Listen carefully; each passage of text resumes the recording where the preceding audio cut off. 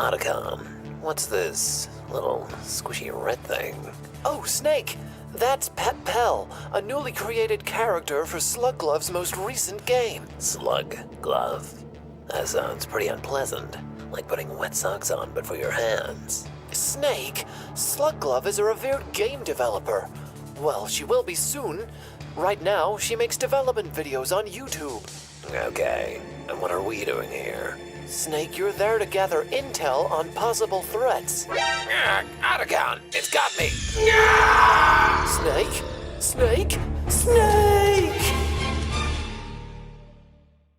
And welcome back to Devlog. In the last part, I worked on level generation system chunk loading, and in this part, I work on player death. First, to talk about the design, my game has a one hit and then you stop existing, you die system, so the player can only take one hit of damage. There are, however, pickups you can pick up in the game that will allow the player to survive one hit of damage. The design for this is to make the game pretty difficult. Generally, I like to design games or design levels around there being some level of difficulty to these systems. Nothing agonizingly hard, but generally I prefer a more difficult game, so I felt like a one hit and then you die system would be the most accommodating to this design principle. And I can make a lot of hazardous areas that the player has to carefully navigate through, and if they miss one input, they die horrifically. However, I also wanted there to be some level of forgiveness in the game design, so there is also a system for the player to pick up an item that can make it so that they survive one hit. So at especially difficult areas, the player can be given an item that would maybe let them survive one hit if they got a bit bad and took damage.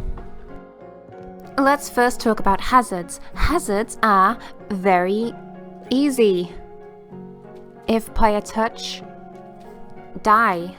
All we do is we check if the player has collided with a hazardous object, and if the player has collided with a hazardous object, we will damage the unit. This is excluding objects, for example, that you can bounce off, because these will have separate collider information to say that the player can bounce off the top of them. So, if you touch a Goomba from the left, you get hurt by the Goomba. If you stand on the Goomba, you hurt the Goomba. We will then feed this damage to our player's HP script. This is the player's health control script. If the player can take damage, they will take damage. This is accounting for things like hit stun, the player already being damaged, or the player recovering from a damaged state. But I'll talk more about that later. The player's health scripting has different sub-states, because of course it does. This being the player having a normal amount of health, the player having a bump of health, this means they can survive one hit, the player being currently damaged, the player being in a recovery state, and the player being dead. These all work pretty much exactly as you would imagine. The player's normal, bumped health, and recovery states are basically just normal states. The player moves around like normal. If the player has been damaged, the player is being pushed back and enters into another substate of that movement, where the player is pushed back against what they took damage from, has a slight little wiggle animation, and then has to recover. This is to kill the player's speed, to kill the player's momentum, and also give them time to adjust to the impact they have made. It is also a nice little animation. Once the player has taken damage, if the player was in a bumped health state, this means that they can survive one hit. The player will transition out of this damaged state and go into regular movement once again. If the player does not have any bumped health, they'll be set into the dead state. This means they die. If the player was in a bumped health state and recovered into a normal state, we will transition the player into a recovery state. This means that the player can survive one hit or any amount of damage in this state because they are in hit stun or damage and vulnerability states for 2.5 seconds. This means the player won't actually receive any damage in this state because they are still recovering from the damage they actually received. To indicate this, I had the player's visuals flash from transparent to non-transparent on and off to give the players illusion that they aren't going to be taking damage. It makes them look invulnerable. Video games do this. I could not think of anything creative enough to indicate hit stun aside from the player's transparency flashing. Originally, I was going to have the player flash different colors or glow on and off to indicate that the player has been hit from damage and they are in a recovery state and cannot be damaged, but I thought this would be uncomfortable for players to look at, so I didn't do that. I've actually come to really like how the player looks when flashing transparent to non-transparent. I think it actually looks really well in the 3D world environments in the game, so I will most likely keep it. The way player def works is actually pretty easy. All we really do is we check from the player's game control scripting. This is how the player transitions from chunks to chunks. I made a devlog about this earlier. It's the devlog from earlier last week. It is basically how areas in the game are loaded into. When the player dies, we have a visual effect for the player dying. More on that later. We disable the player's visuals so you can't actually see the player's body. We make a screen transition to make it so the player cannot be seen while the game transitions and loads in different areas of the map. We will then move the player to this new area, we will re-enable the player's visuals, and we will transition out of this visual screen so the game seamlessly, air quote, seamless, generates and loads into the correct part of the level the player should be based on wherever their respawn information was. Respawn information is in turn checked and set by invisible markers in levels that the player won't see. These are basically before any difficult part of a level or part of a level the player may be stuck in. All we do is we check if the player has walked past these. If the player has, we will set that as the current respawn marker, and this is where the player will be placed again once they have died. Then we just reset the player's information like their speed and momentum, and that's it, they're respawned. Simple. Obviously, the most complex part of respawning is the level regenerating its sections and informations, but I already talked about that, so watch that devlog. The animation for the player being hurt is the player wiggling their body around. I really like how this animation looks. I think it looks visually very interesting, very unique, and just very silly. You get the vibe that the player has been hurt by something, but it doesn't look overly dramatized or the player reeling back in any way. It's just sort of a goofy little wiggle. I really like how it looks visually. It was also very easy to make. Just wiggle the limbs around silly-like, and there's your animation. Speed this up in game, and it's perfect. It's flawless. We then had the effect of the player exploding when they die. I really like how this looks. It was originally an idea I had for the player dying in a very early on game I made for University, where the player would die. I just had the player explode into different body parts. I always find this very satisfying to look, how the player's body parts bounce around the scene. And given the fact that the player is animated with bodily chunks, it was very easy to recreate in this game. All I do is I make a masking particle effect for the player's body parts exploding. This is just a smoke effect to give the illusion of the player actually exploding into smoke, but also it masks the player's transition from a plane to these individual body parts. We will then disable the player's rendering plane and instead enable the player's body parts. These are little static objects that have rigid body physics. For once, in one of my projects, all I do is I add a random velocity to these that bounces them around the stage. These are all kept under a parented object, which will destroy itself once the player has transitioned, so these will organically just be gone when the level transitions into a new respawn state. But that's basically it. All I have is different objects and planes for each different body part. These are all bounced around to give the illusion of the player exploding. I play a particle effect to mask this, and that's it for the really cool explosion effect that has when the player dies. Let's all watch it now. Wow, isn't it great watching my cute little player die? Man, that sure is a good video.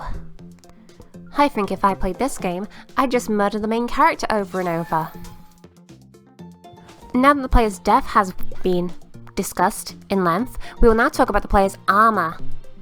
I am very proud of this one. This is basically the visual that is in-game for the player being able to survive one hit. The player has to pick up an item that is in world space, and then the player is granted one extra hit. The difficulty was finding a design that actually worked for this to show the player can survive one hit, that looks nice in-game, and is also visually interesting and different from the player's normal visage. Basically, the in-game player has to look visually different to have the person playing the game be able to tell that they can survive one hit. The solution I came up for this was the player just wearing a suit of armor when they can survive one hit. My original idea was just having the player have a nice little aura to indicate that they can survive one hit, but I thought this was boring, so I doodled the character wearing armor, and I looked at it and I thought, wow, that sure is cool, that sure is pog. So all that really happens is the player stands over a pickup item. This will either make the character transition into a bumped HP state, meaning the player can survive one hit, or if the player is already in the state, we will add points to the player's character. Once we have done this, we will enable a visual effect to show that this is being equipped to the player, and we enable one render layer on top of the player, or one set of planes on top of the player that has the visuals for the armor placed on top of the player. I really am incredibly proud of how this looks visually. Just as the player is a set of planes with different render textures on them, the armor is just a set of planes overlaid and rigged onto the player that just gives the illusion of the player actually wearing armor. Unlike all of the other two-dimensional drawings I have added to the game so far, this one did not have any three-dimensional reference imaging for it. I just kind of looked at armor and then drew the armor based on what I was looking at. I'm really proud of how it turned out, honestly. That just wants to talk about this. I'm not a very proficient 2D artist, so the fact that the armor came out looking this visually nice is really impressive for me. I'm very proud of myself, and I just want you all to look at the armor. Look what I did. What a dandy job I did. Look at this little fella's little armor. She looks so dashing in her little suit of armor. I sure hope she doesn't get hit by a cube and die. But very, very easy visually. I just enable or disable this object when the player needs to put on or take off their armor.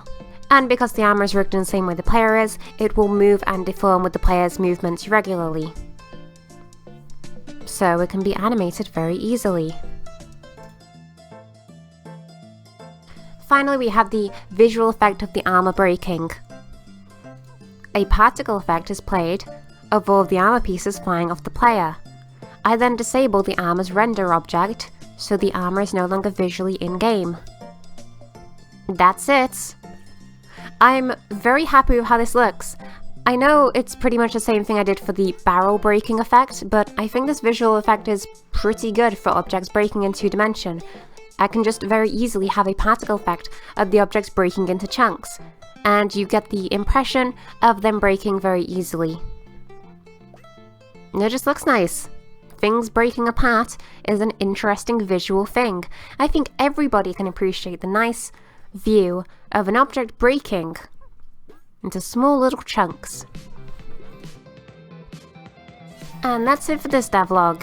I usually put off making HP and death scripting in games because it's bothersome and bothersome.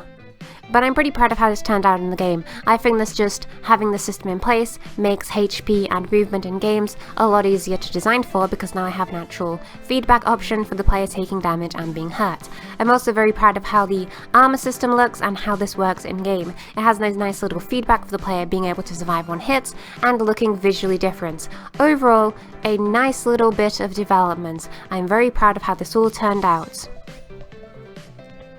It also makes designing difficult levels where the player is shot 410 billion times in the torso with a rifle a lot easier to design for. The next devlog will be about moving platforms. If you have anything you would like to see in a future devlog, leave a comment below what you would like to see in a future devlog. Like and subscribe.